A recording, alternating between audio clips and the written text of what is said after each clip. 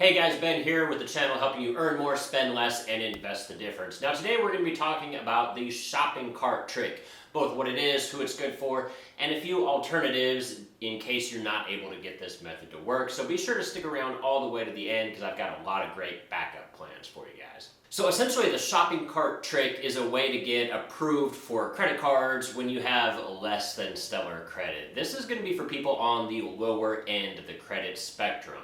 Now, while there is still an approval process, these cards are dramatically easier to get approved for than if you had just gone to, let's just say, bankofamerica.com and tried to apply for one of their cards. So essentially with this method, we are going to go to an online website, a store that offers a store branded credit card. And we're going to load up our shopping cart, our online portal. We're going to load this up with a few $100s worth of stuff, maybe $200-300 worth of stuff. Don't worry guys, you are not, I repeat, you are not going to actually be buying any of this stuff. So it doesn't matter what you put inside of your shopping cart trick, all right? But we're going to load up your cart with a few $100s worth of stuff, and we are going to start the process of actually checking out. Don't actually check out. Do not spend any money. Now, at some point in this checkout process, a pop-up should appear congratulating you, saying that you've been pre-approved for their store-branded credit card, and then you would just go ahead and click accept and go through the prompts at that point. All right, so let's jump straight into it. Let's take a live demonstration and show you guys exactly how to do the shopping cart trick. And after the demo, I'm going to do some troubleshooting techniques in case you weren't able to get this method to work, and then provide a few alternative options for you guys. So let's jump straight into it. All right, guys, so here we are at williamsonoma.com for this live demonstration of the shopping cart trick. Now, what we're going to do is we're going to pick a handful of items and we're going to load up our shopping cart with a couple $100s worth of stuff. Usually around $200-300 or more is a good number to load up your cart with. Now, keep in mind that we are not, I repeat, we are not actually going to buy any of this stuff, so it honestly doesn't matter what we put inside of our cart. We're just kind of faking it so that they try to pre-approve us for a credit card. So we're just going to go here and click on some kitchen utensils. Let's go ahead and put a couple $100s worth of stuff in our cart. So here we go. We've got some wooden spoons for about $80 a pop. So let's put in a handful of these. All right, $80 a pop. Let's just go ahead and say, let's get 3 of these. That should be about $200-300. All right, and we are going to have this, let's just say, shipped to us. Let's go ahead and add this card to our cart. And now that we have, $240 worth of stuff, we should just go ahead and hit checkout. Now, if you have an account with them, you can go ahead and sign in, but I'm just going to go ahead and hit guest checkout. It honestly should not matter. All right, now at this point, I have to put in my personal information for my shipping information. I'm going to go ahead and skip this part in the video because y'all a bunch of creepers and y'all don't need to know where I live. So hold on one second.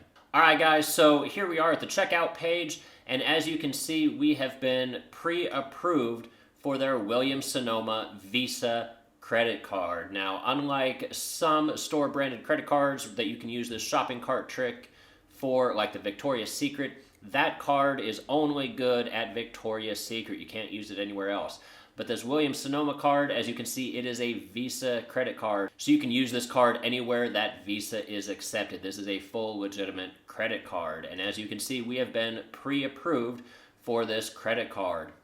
So all you would do is click accept now. It will go through the various prompts and finalizing this particular credit card. And then once you have finalized all of that, you've got your credit card, you can just close out of this, you can back out, you do not have to actually purchase any of the stuff inside your shopping cart, and then obviously you're going to want to go ahead and re-enable your pop-ups. All right, guys, so that was it. It really is that easy to get pre-approved for some of these credit cards using the shopping cart trick. That's why it's such a fantastic option for people that are on sort of the lower end of the credit spectrum. Now, if you weren't able to get this method to work, there's a few things that I want you to double check and make sure on, and then we're going to jump into some alternative options for you guys as well. All right, so first and foremost, make sure that you actually turned on your pop-ups. You disabled your pop-up blocker. You got to go into your internet settings and play around and turn off your pop-up blocker. Now, a lot of times you got to actually close out that internet browser entirely and restart it in order for these changes to actually take effect. So that would be my first suggestion if you weren't able to get this method to work. All right, so if that didn't work, the second thing to double check is your address that you're using when you go and check out. Make sure that the address that you are inputting is the same address that's on file with the 3 different credit bureaus, Experian, Equifax, and TransUnion. If the addresses aren't matching, they're not able to match up your identity and they are not able to extend this offer to you. So I would suggest going to Experian.com and logging in and see what address they have on file for you. This is especially true if you just recently moved, if you're a little bit nomadic and maybe you're a couch surfer and you just kind of hop around staying with different friends. So make sure that the address that these credit bureaus have listed on file is actually correct. If it's not the correct location, update your address with the 3 different credit bureaus to ensure that you have the accurate, most up-to-date address on file. Give it a couple of days for their system to go through the process of finalizing these changes, and then reapply for a credit card after that. Issue number 3 that you're going to want to check is obviously make sure that you didn't freeze your lines of credit, right? Some people, when they're disputing different negative credit items and stuff like that, they start freezing and locking out all of their different credit accounts. So if you did that, then that's a great place to start. You want to unfreeze everything. These guys do need access to your credit in order to actually get you pre-approved for one of these credit cards. So make sure you don't have anything frozen. And along those same lines, if you have ever specifically opted out of receiving these credit offers, in the past, people used to get a lot of junk mail in the mail, so they created a way for people to permanently opt out of receiving this stuff. So if you have ever chosen to permanently opt out of this stuff, you can go to optoutprescreen.com and specifically opt back into receiving this stuff. It usually takes a couple of days or a week or so for this process to update, and then you should be able to go in and attempt this shopping cart trick again. Now, this is only for people that have previously specifically gone in and chosen to opt out. So for most people, this shouldn't be an issue for you guys.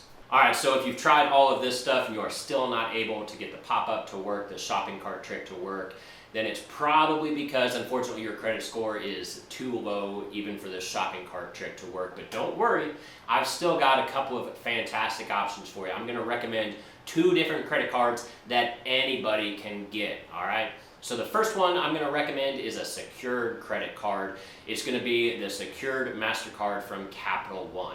You do have to post a security deposit, and they just sort of hold on to this deposit, and that is the collateral to ensure that you pay your bills like you're supposed to. Now, most secured credit cards have a minimum $200 security deposit, but the secured MasterCard from Capital One has 3 different options as far as what the minimum security deposit is. And that minimum, they're going to tell you, and it's based on your credit score. So we already know that your credit score is bad. So if your credit score is super incredibly terribly bad, they might charge you the full $200 security deposit, and then you get a credit limit of $200.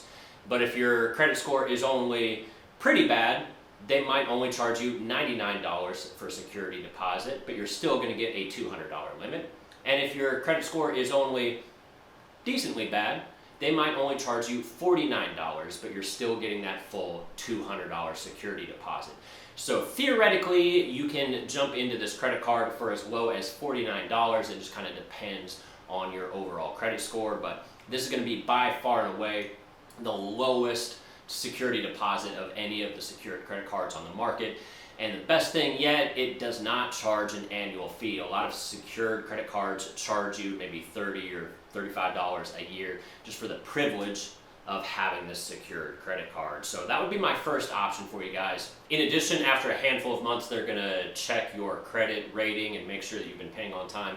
And assuming you've been doing what you're supposed to be doing, they're gonna look to try to increase your credit limit above that $200. And they're also going to periodically check your overall credit score, and if your score has now climbed high enough, they will actually kind of graduate you from that secured credit card into an unsecured version of that same card. So at that point, they will refund your security deposit back to you. The next option I have for you guys is going to be the Chime Credit Builder credit card. Now, this is a full-fledged credit card, but it really acts like a debit card, so there is no security deposit required for this particular credit card. Now, it is still a credit card. It reports to all 3 major credit bureaus just like any other credit card, but it functions like a debit card. So the way this Chime Credit Builder credit card works is you're going to put money into your Chime, basically a savings account with Chime Bank, and then they're going to use that money for this credit card. So this card does not have a defined credit limit. Your credit limit is effectively however much money you have inside your Chime savings account. So your limit is always kind of fluctuating, all right? So if you put $200 into your Chime savings account and then you swipe your card for $100, then they just take that $100 out of your savings account to pay off this credit purchase. So now your available limit is now $100. So maybe you put in $300 more into your savings account, so now your limit goes up to $400. Now, as far as reporting to the credit bureaus, it does not report your credit limit to the credit bureau. So this is neither going to help nor hurt your credit utilization rate. This is going to be along the lines of a lot of the American Express charge cards. These cards do not report a credit limit to the bureaus. They're only looking for, are you paying your bills on time? Yes or no. All right, guys, so that's going to wrap it up for us today, guys. The shopping cart trick for campingworld.com, where you can probably get pre-approved for a significant credit limit credit card, even if you have less than stellar credit. I gave you a couple of tips to troubleshoot if you're not able to get it to work, and I even gave you 2 fantastic options for you guys to get approved for credit cards, even if you have terrible credit. If you enjoyed this video, be sure to subscribe, leave a comment down below, give it a thumbs up for the YouTube algorithm, and as always, I'll see you all again next time. Thanks.